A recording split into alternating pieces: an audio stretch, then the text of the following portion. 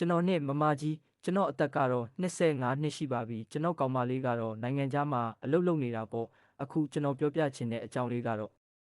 ကျွန်တော်ကောင်မလေးနဲ့ကျွန်တော်နဲ့ဝေးနေတော့ကျွန်တော်တို့ရက်ကွက်ထဲမမကြီးနဲ့ကျွန်တော်နဲ့တွေ့ဖြစ်ခဲ့ကြတဲ့ဖြစ်ရမှန်အကြောင်းလေးပါ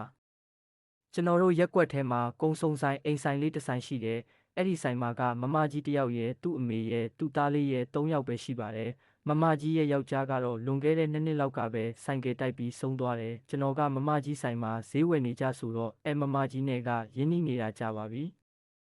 တရက်တော့ကျွန်တော်လဲအလုတ်ကအပြန်ဘုံဆိုင်မှာအရက်တစ်စိတ်လောက်ဝင်တောက်ပြီးအိမ်ပြန်လာခဲ့တယ်မမကြီးတို့ဆိုင်နာရောက်တော့ညနေဆောင်နေပြီးမမကြီးလဲဆိုင်သိမ်းဖို့နေတဲ့အချိန်ပေါ့အမစစ်လိပ်ဖက်ချမ်း3လိပ်လောက်ကျွန်တော်ဝယ်နေကြအတိုင်းလှမ်းပြောလိုက်တာပေါ့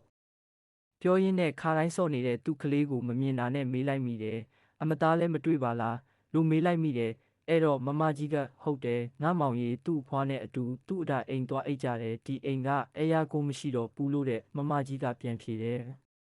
အဲ့ဒါနဲ့ကျွန်တော်လဲအဲ့ဒါဆိုအမတယောက်တည်းတရေ6နေအောင်မယ်ဆိုပြီးစနောက်ပြီးပြောလိုက်တာပေါ့အဲ့ဒီတော့မမကြီးကတရေကြောက်ရင်နင်လာအိတ်ပေးမလို့လားလို့ခက်တီတီနဲ့ပြန်ပြောတယ်အစကတော့ကျွန်တော်လဲကြောင်သွားပြီးနောက်မှအထားပေါက်သွားတယ်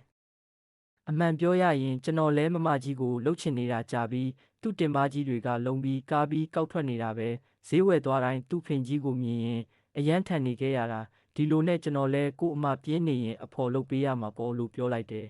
အဲ့ဒီနောက်သူနဲ့ကျွန်တော်အိမ်ထဲမှာစကားပြောကြတာပေါ့လိုင်းပေါ်ကရည်စရာတွေအကြောင်းရက်ွက်ထဲကအကြောင်းတွေဆက်မိဆက်ရပြောကြရင်ငါမောင်အေးတောက်ဦးမလားဆိုပြီးရေခဲတက်တာဘက်ကိုသူ့ထွက်သွားတယ်ရေခဲတက်တာကလည်းကျွန်တော်ရဲ့ဘေးဘက်မှာပေါ့ရေခဲတက်တာထဲကအေးဘူးကိုကုန်းပြီးယူနေတဲ့သူ့ရဲ့တင်ပါကောက်ကောက်ကြီးကိုကြည့်ပြီးကျွန်တော်စိတ်တွေမထိန်နိုင်တော့ဘူး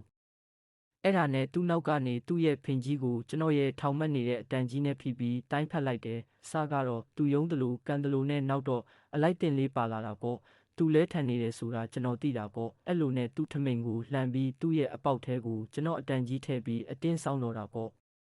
သူကလေးတအင်းအင်းနဲ့ခါကော့ပြီးကုန်းပေးတယ်ကျွန်တော်ကလေးနောက်ကနေသူ့တင်မကြီးကိုကင်ပြီးအတင်းဆောင်သွင်းတော့တာပဲအဲ့လိုနဲ့ကျွန်တော်လည်းအရီတွေသူ့ထဲပန်းထုတ်ပစ်လိုက်တော့တာပဲမမကြီးကပြီးသွားတာလဲမြန်လိုက်တာဆိုပြီးကြတော့အတန်ကြီးကိုကင်ထားရင်းပြောတယ်ကျွန်တော်လဲအမကြောင့်အရန်ထန်သွားလို့ပါဆိုပြီးပြောလိုက်တာပေါ့နောက်တော့မမကြီးကလာခန်းထဲလိုက်ခဲ့ဆိုပြီးသူ့အခန်းထဲကိုခေါ်သွားတယ်သူ့အခန်းထဲရောက်တော့ကျွန်တော်ကိုပက်လက်လန်ခိုင်းပြီးကျွန်တော်အတန်ကြီးကိုစုပ်တော့တာပဲကျွန်တော်အတန်ကြီးလဲထောင်မက်လာရောကြတော့အပေါ်ကနေခွာပြီး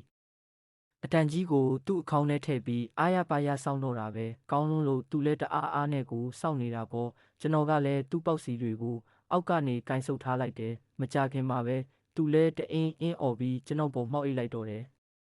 နောက်ထပ်ဖြစ်ရမှန်ချစ်ဇလန်းတွေကိုရှာဖွေတင်ဆက်သွားမှာဖြစ်လို့ channel လေးကို like and subscribe လေးလုပ်သွားပေးကြပါခင်ဗျာ